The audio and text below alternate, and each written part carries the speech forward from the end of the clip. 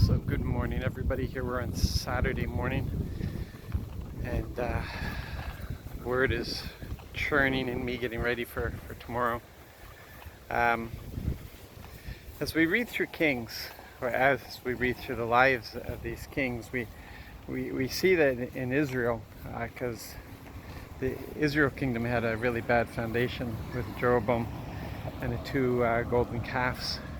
But we see that it is an ongoing struggle in Judah, and you've got some kings that are just outlandish, and others that they really tried to do well end up in bad situations, and others that just do everything that they're supposed to do, and they're blessed, and the kingdom is blessed, and it's all wonderful, and it's all good. And you got to ask, well, what's the difference? What did one do that the other didn't do? How did they get to that place? And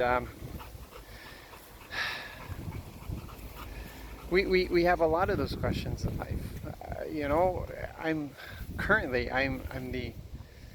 the only one who is saved in my family of my children, although my older sister does confess, but I don't know where she is with that.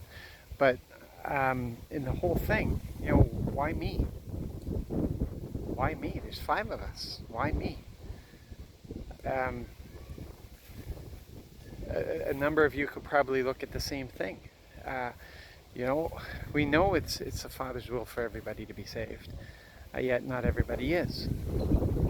We know it's the Father's will that everybody's healed, but yet we know that not everybody is. We think we have to come up with answers for these things. Why were some kings good and some bad? Well, some of it is really obvious, but how did some, like Hezekiah, I mean, he had one of the worst fathers ever. How did he turn out this way?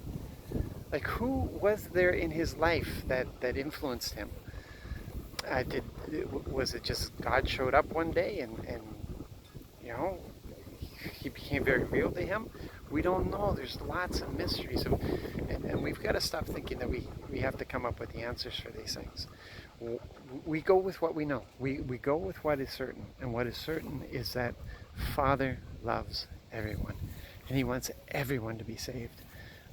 There's no chosen few. He wants everybody to be saved, but not everybody will be saved. But He wants everybody to be saved. That's His will.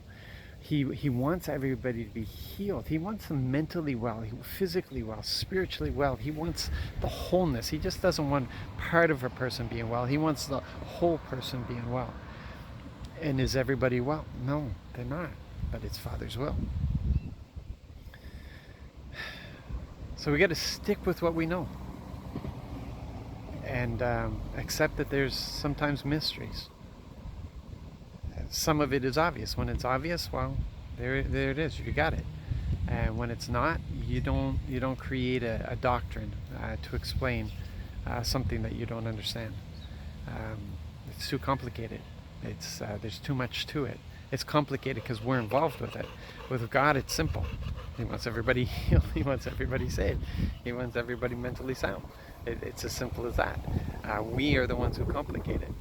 But don't turn around and start creating gospels. Well, it was God's will. No, that was not God's will. It wasn't God's will for that guy to die. Not of cancer, it wasn't.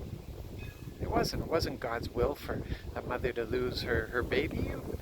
You come on, stop talking nonsense. Stop trying to come up with excuses to explain the mysterious. If you want to explain away the mysterious, then you don't need faith. It's as simple as that. I have faith in my Father. I have faith that He is who He says He is. And it's simple as that. So, yeah, that's more of a rant than anything else today, isn't it? So you have a blessed and wonderful day, guys. Love you all. Keep my wife in prayers. God bless.